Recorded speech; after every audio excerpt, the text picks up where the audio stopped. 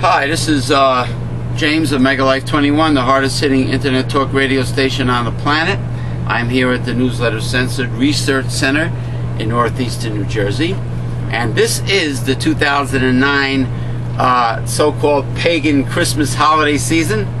And it is Saturday, and it's very cold outside, and we're finally having real genuine winter weather, and it might be a cold winter at that, wind chill factor. Okay, why am I wearing the court jester's hat? Why are you wearing the court jester's hat? Oh, by the way, I'm here with the Reverend Dr. William J. Eisenman, and in the corner, hard at work in her office, is the personal assistant to the Wizard Azibuco, Esmeralda. How's everybody doing? Okay. Frozen. Well, yeah. Yeah, Esmeralda's used to Join the club. What is it, between 85 and 100 degree weather every day of the year? Yes. In the Caribbean city of Cartagena, Colombia. She's not, this is her, officially her second winter? Yes. Her second winter in the United States. Wow. And she hasn't acclimated yet. But I could feel her pain. This is my 65th, and I'm not acclimated either. It's your 65th winter, and you haven't acclimated. He's funny. But anyway, yeah, neither have I. But Esmeralda has acclimated even less than we have. You? Excuse me while I drink my hot tea. You know what he does? He goes out and ice fishes. I haven't ice fished in a long time because none of my friends want to come with me, and it's kind of boring when you're on the lake ice fishing by yourself. Anyway, I'm wearing the jester's hat because I just want to say not Merry Christmas, but Happy Festivus for the rest of us. You remember Festivus from the Seinfeld episode. I am wearing the hat because I want to protest the commercialization of the so-called pagan Christmas in the United States.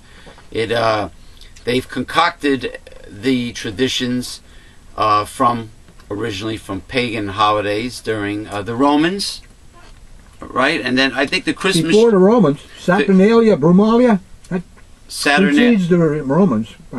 What is it, from Egypt? Well, I don't know where it was from, but it was in the Middle East over there. They have festivals. Babylon, maybe? To the sun god. The sun god. Yeah, Sol. Saturnalia, and Brumalia, whatever. Sol, the original word for the sun god. And I believe the custom of erecting a pine tree, a Christmas tree, is from pagan Egypt. I believe I read. The original custom of having the pine tree. So the whole thing, I mean, look, St. Nicholas, whatever you want to call him, Kris Kringle, he was a real man, but he didn't fly, naturally. But anyway, they incorporated all these pagan traditions.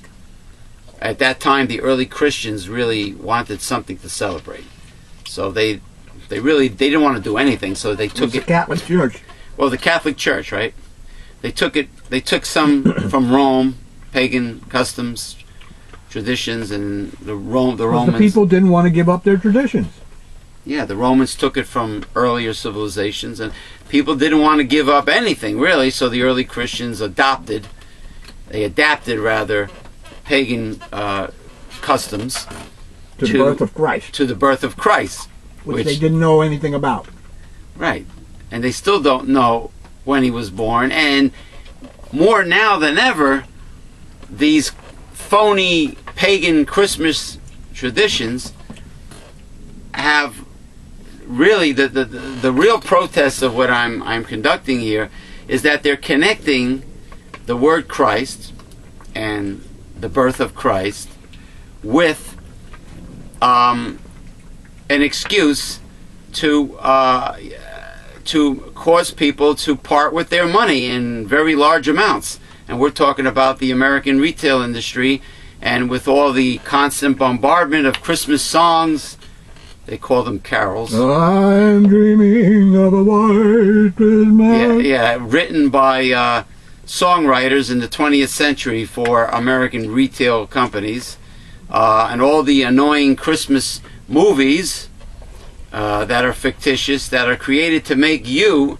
feel guilty if you do not tap out your bank account and your credit cards to purchase the greedy, ungrateful, spoiled ingrates that never appreciate what you get them anyway. I wonder if Scrooge... Presents, and then you only have to take them back. I wonder if Scrooge ever makes rich bastards guilty after watching it, so that they repent. No. You're shaking your head no. Rich bastards do not have a, I guess they do not have a conscience. They're not moved by the Ebenezer Scrooge, what is it, Charles Dickens, A Christmas Carol? Everything from the parades to the movies to the nauseating, oh my God, the most nauseating Christmas shows of all on the Lifetime channel.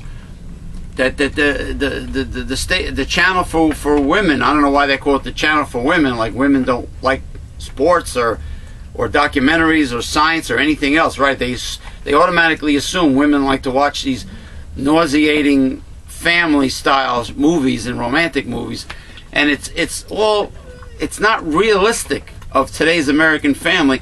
But it's all designed to make you feel guilty if you do not tap out your funds and spend money that you do not have. And it's really bad. And people are still falling into the trap. Americans are still being suckered into believing that they must tap out their bank accounts and max out their credit cards and spend money that they really don't have. Remember, in the real world, if you don't have the cash, it wasn't meant to be. And they're made to feel guilty on purpose. Look, the American retail industry, they know what they're doing. They're advertising and promoting Christmas earlier and earlier and earlier every year. This year was before Halloween. I think it was in September that they started promoting it. And, this is the real truth. That, Jesus did not say, go out and celebrate my birthday and go bankrupt, personally bankrupt, just to buy everybody presents. And he did not advocate materialism and things of that nature. But this is the problem. And you know what? The problem is Americans don't want to take the bull by the horns and get involved.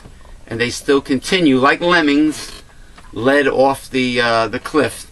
They continue to tap out their funds every year after year after year.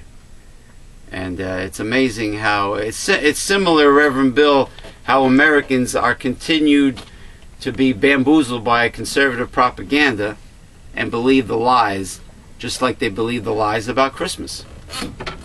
I don't know what it is about Americans.